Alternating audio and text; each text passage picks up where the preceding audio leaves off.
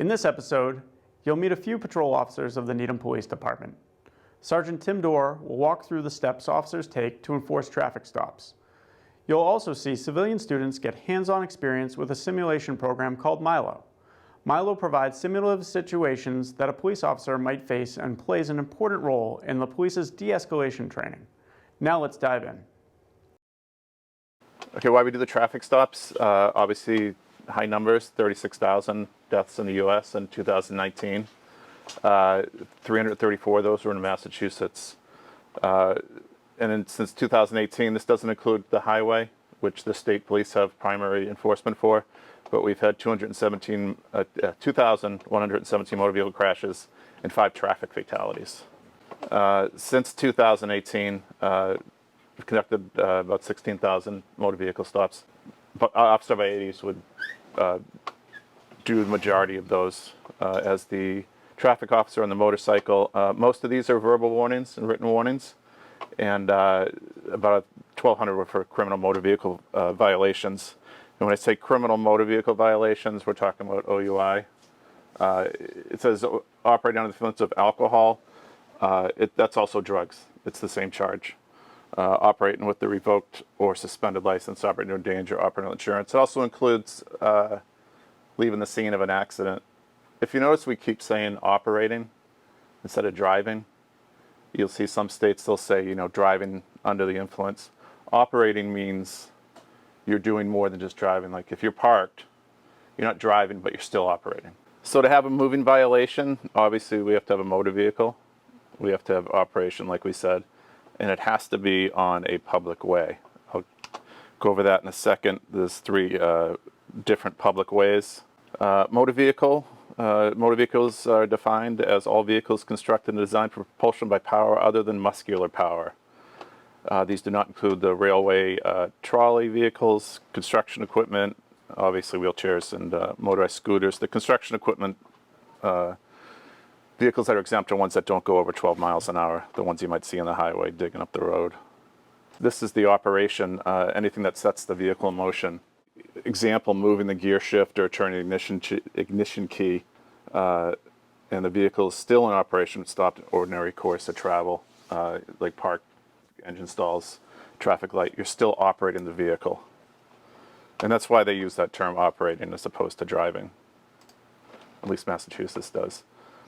And 2 types that we observe is we see someone operating a motor vehicle, but sometimes circumstantial evidence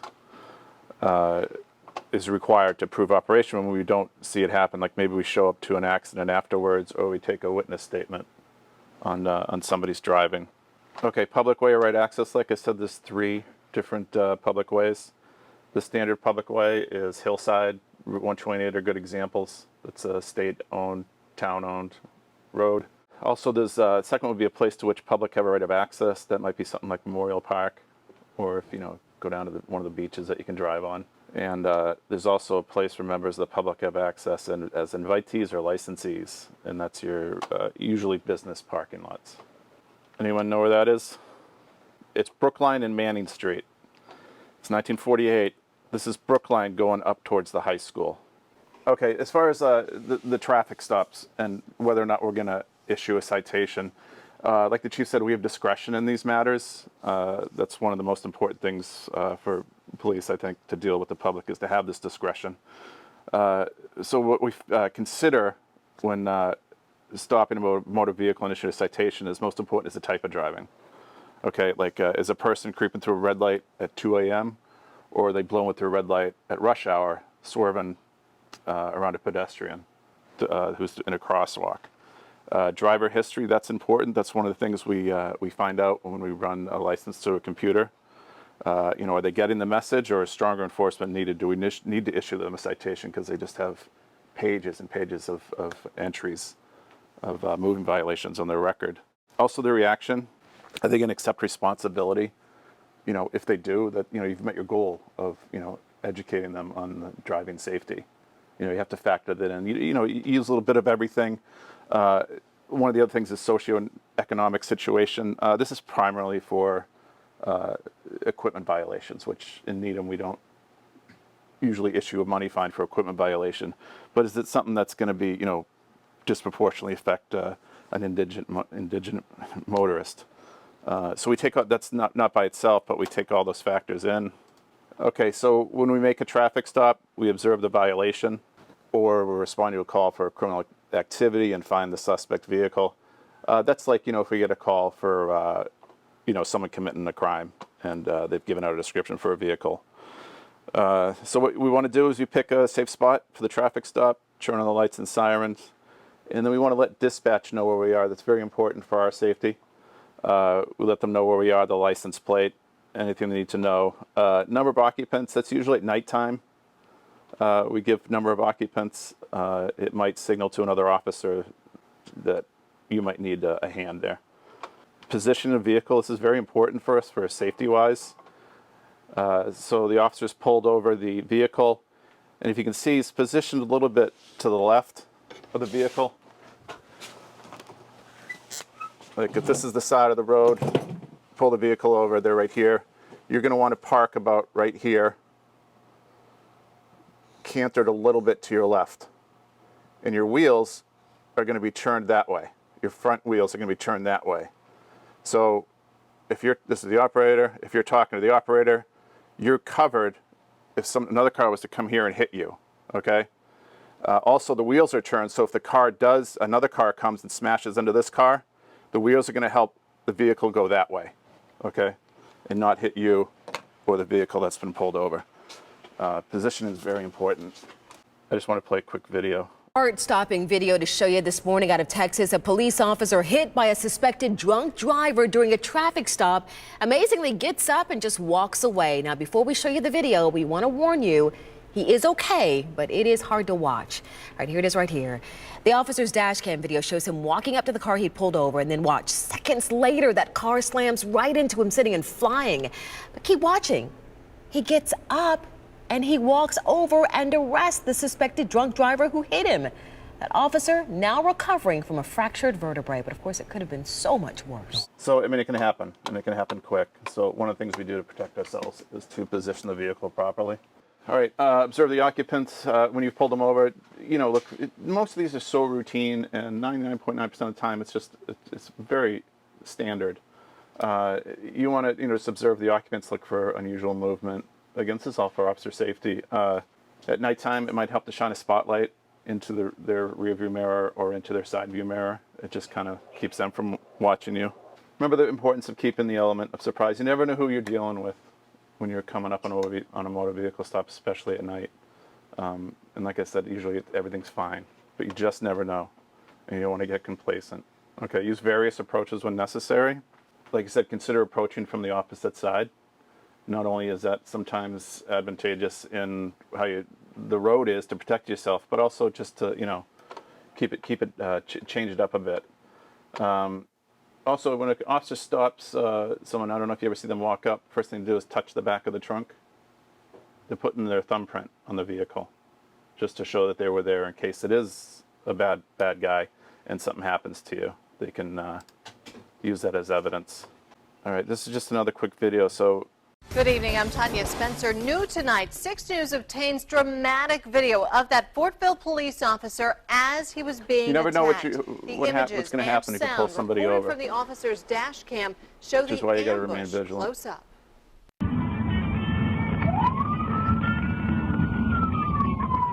Officer Matt Fox started recording as he started making a routine traffic stop. But the video shows this was anything but ordinary. The driver of the white Volvo keeps going, stopping briefly at one point. Get the vehicle off! Get the vehicle off! Put your hands out the window. Do it now. Then taking off again. The next time the suspect stops, Officer Fox doesn't even have a chance to get out of his squad car.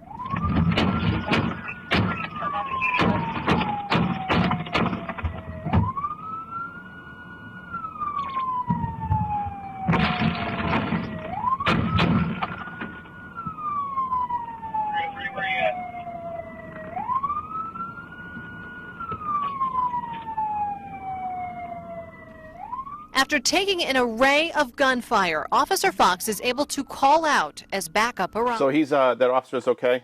He survived. Like I said, remain vigilant. And you just never know what's going to happen.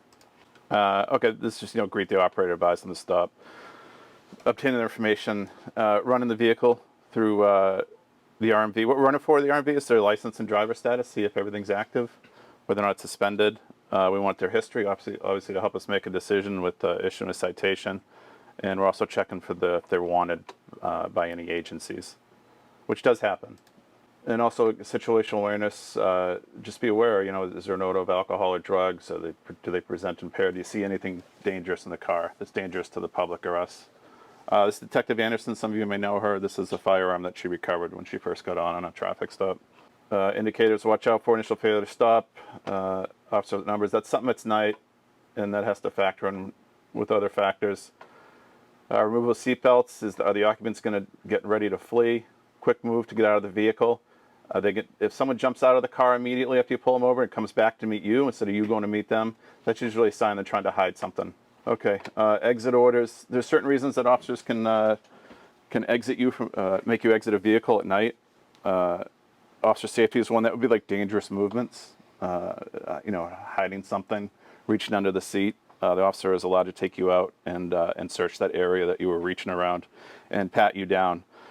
Investigations would be like, if the person doesn't have a license and the information is not adding up. OUI would be considered an investigation. Police function would be like, like an inventory search when a car is getting towed.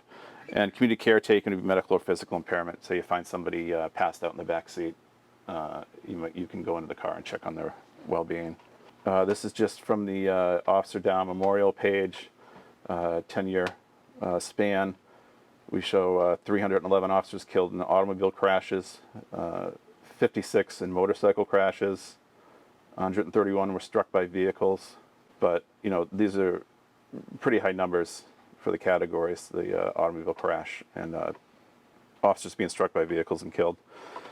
So I didn't do any notes for the OUI part because I think these pictures speak for themselves. These are all OUI crashes operating under the influence of alcohol or drugs in Needham. This is Olin College, just outside Olin College on Great Plain Ave. This is Central Ave, Southie Limo. Some of the stuff we recover from the vehicles. Some of these cars we get massive amounts of alcohol. Empty beer cans, empty bottles, half full, different drug paraphernalia. The common factor in a lot of these is these cars hit poles. As soon as at nighttime you hear a car hit a pole, there's a good chance that there's alcohol involved. Again, stuff that we've taken out of people's cars. Head-on collisions.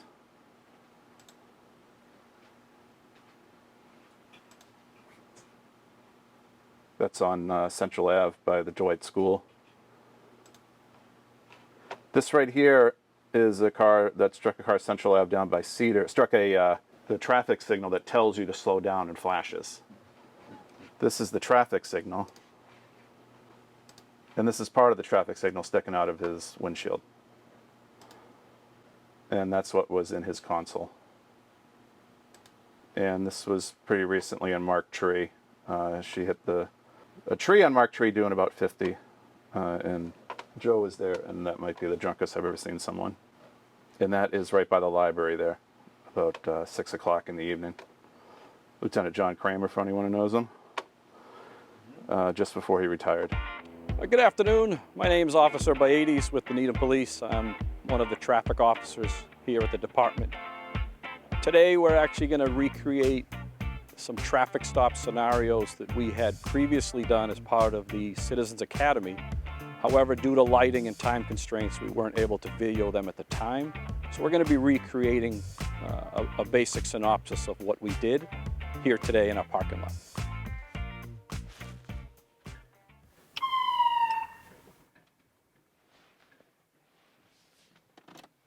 Needham 571, Needham Patrol.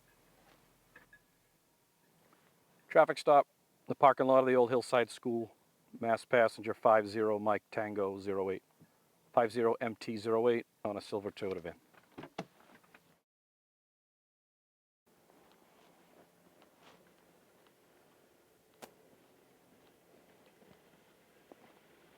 Good afternoon. I'm Officer Baedes with the Needham Police Department. Stop today is for speeding, okay? Do you have your license and registration, please? How fast was I going? We were up to about 45. It's only a 30 here at Thickly Settled District, okay? Okay. Sorry about that. That's okay. Anything I need to know why you were speeding or anything? No, I didn't even realize. Okay. All right. You still live on West Street? Is that correct? Yep, that's correct. Okay, very good. All right. Sit tight. I'll be with you in a couple of minutes, okay? All right. Thank you.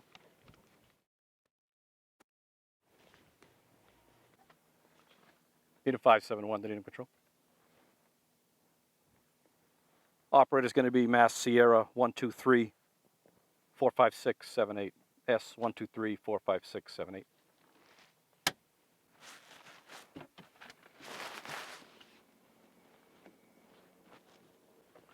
All right, ma'am. Just a written warning for the speeding, okay? It is a thickly settled district. It isn't posted, but remember, if there's houses, go with the rule. It's a 30, okay? Okay, thank you. I appreciate The it. written warning doesn't require any action, okay? All right. Careful pulling away, okay? Thank you. Be clear. Be a written warning to the S number of Whiskey Fox for speeding. Hello, my name is Officer Brienzi. I'm with the Needham Police Department. I'm one of the patrol officers assigned to the shift. So the first thing you'll notice in the motor vehicle stop is the positioning of the cruiser that Officer Baedes does.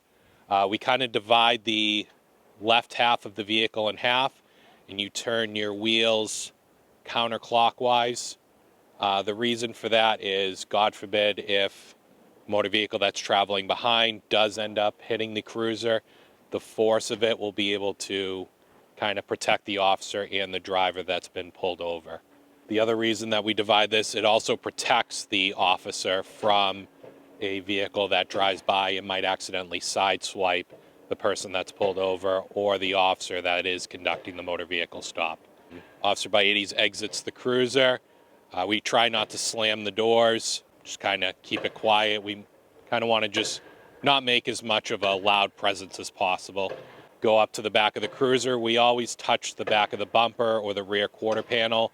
The reason for that is, God forbid, if something happens during this motor vehicle stop where the operator takes off or something happens to Officer Baedes and this vehicle is no longer here, if we are able to locate this vehicle again, then we look for the fingerprints that he left on the back of the cruiser, on the back of the car during the motor vehicle stop. We go up, we introduce ourselves, explain kind of what the stop is, the reason for the stop, ask for their license and registration. We ask if their address is current, if the vehicle is registered to them, and we go back to our vehicle. We can look up a driver history. We look up their status of the license, the status of the registration, and then depending on whatever the outcome of the traffic stop is, if it's a verbal warning, we let them know so they don't have to do anything with this. Same thing with a written warning. We hand them a copy of the traffic stop, but we just tell them that they don't have to do anything with it. It's simply for their records, and you just want them to be a little bit more careful next time. And then if there is a citation issued, we let them know that all the directions are on the bottom of the citation, and they have 20 days to pay or appeal the citation. The majority of the tickets that we write at Needham Police are warnings. We're not here to make money. We're more here to just educate the public and remind them that we want them to travel safely. Okay. And then we always remind them, once the officer gets back to the cruiser, just to pull out safely into traffic. And we'll always stay behind them with our lights going until they do safely pull out. We don't want them to get into an accident as they're pulling back out into traffic.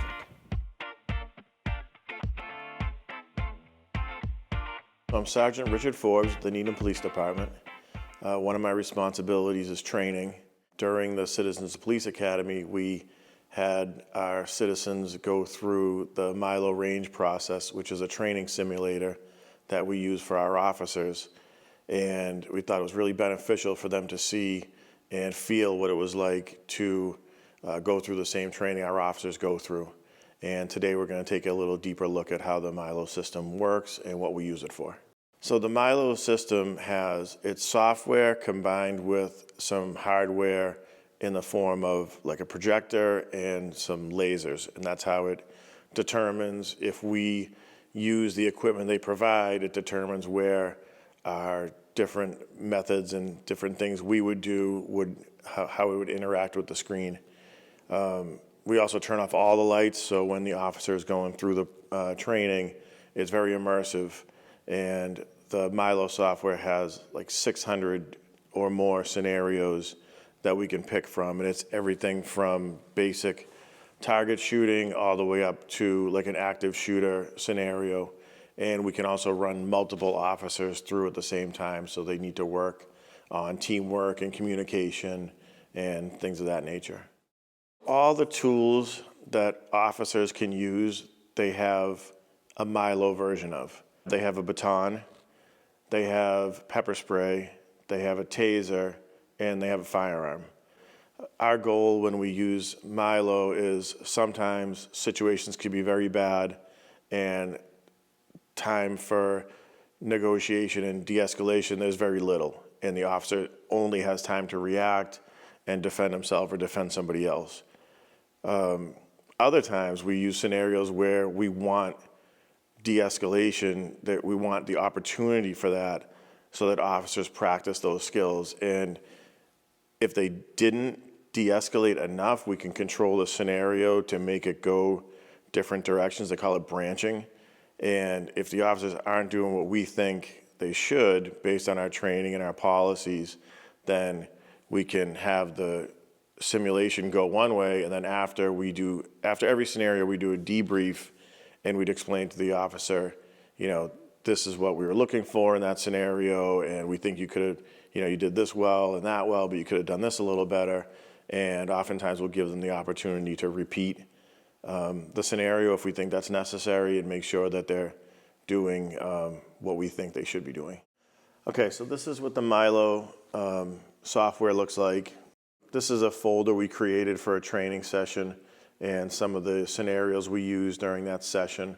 There are many, many more underneath all these different folders. They're kind of broken up into categories, so if you're looking for certain types of trainings, you can look under the different folders and find scenarios that are specific to that type of training. So what you see here is in the upper left, this is what the officer will be looking at on the large screen. But down in the bottom right, this is a camera that actually is on the officer performing the scenario. So it records the officer performing the scenario. That way you can go back and review it with the officer. Now, in this portion up here, we have the option to say run away, and we have the option for assault. So depending on what we want from the scenario, or depending on what the officer has done up to this point, we can branch here and say, okay, based on what's happening right now, we think we're going to have the suspect run away, or we're going to have the suspect assault. And then the software will pick up from there, and the video will carry on depending on which branch we chose. In the Citizens Academy, we used two specific scenarios that we had actually used in our training. And one was a situation with somebody on a campus who was having some type of crisis and had a firearm and was threatening suicide. You guys killed my parents. I don't want to live here. We thought that that scenario, based on how it plays out, the officer had time and distance to speak with the person, try to establish a connection, try to empathize with them, try to give them some options and let them know that we were there to help them. And we thought that was good, because that was, one of the things we're always looking for is de-escalation. Now, on the flip side, the other scenario was a domestic disturbance at a residence, and the suspect comes out of the house with two large knives. It's very clear, it's very obvious to see for the officer, and we didn't want to surprise anyone. We wanted them to know exactly what they were dealing with, and the person, the suspect in that case, does not speak with the officer at all, doesn't respond to any type of dialogue the officer tries to engage in, and then pretty quickly attacks the officer. And that forces the officer to defend themselves. So we thought it was good because it showed like two extreme differences of a scenario where you can de-escalate, you do have some time and some distance that you're safe enough to attempt de-escalation, and then another scenario where no matter what the officer tried or said, we were going to make it that the person came towards them and threatened them and was going to attempt to murder them, and they had to defend themselves. What we showed in the Citizens Academy we felt were very clear-cut scenarios, but a lot of the other scenarios in MILO are more involved or less obvious as to what the problem is, and it requires our officers to really think and communicate with each other if it's a multi-officer response. So it's really flexible in that way and really beneficial to have all those options to run scenarios through. All right, that's all for this episode. Next time, we'll focus on mental health resources and school resources in law enforcement. Stay tuned. See you next time.